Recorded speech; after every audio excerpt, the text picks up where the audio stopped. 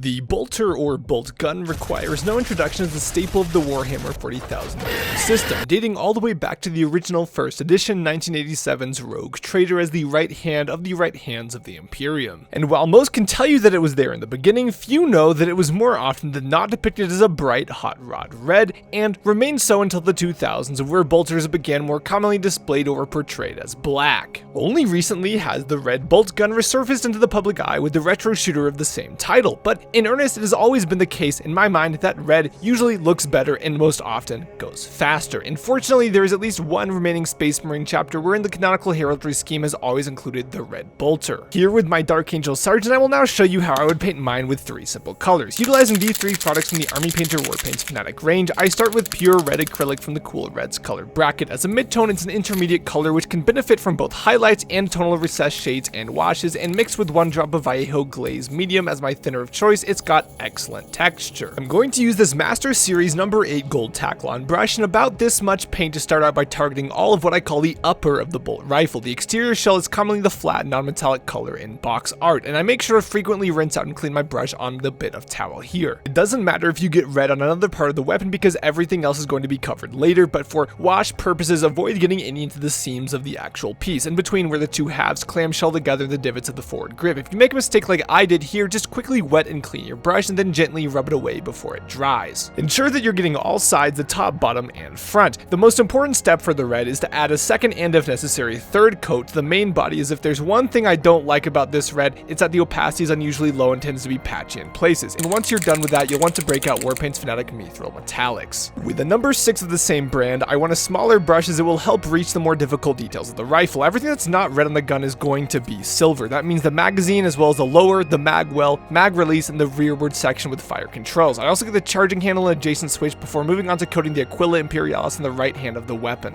Afterwards, I get the forward sight post, tactical rail, as well as the optic frame and optic mount. A lot of the details you get with silver, like the mag as well as this, are sort of ribbed, so make sure you're turning the model frequently to see different angles and getting full coverage on the whole thing. Finally, you'll get the muzzle brake, gas tube, what looks to be maybe a bayonet attachment point, as well as the bandolier loop on the front. Metallic paints take a minute to set or else they'll start bleeding glitter when they get wet, so I use this time to take a couple more details across my figure with silver. Finally, using Warpaint's Fanatic Dark Tone Wash, I employ another number 8 gold Taklon, except this one's been beat to shit, which is fine because washes are applied in wide swaths, which I cover the entire element with to achieve a varied gradient and weathered look. One time lapse later and it looks decent enough. If YouTube Shorts gave me more time, I would tell you how to paint the purity seal, but it looks like that's gonna be for the next video. Please do touch buttons before you keep scrolling. Thanks for watching, and when you're painting, remember, know no fear.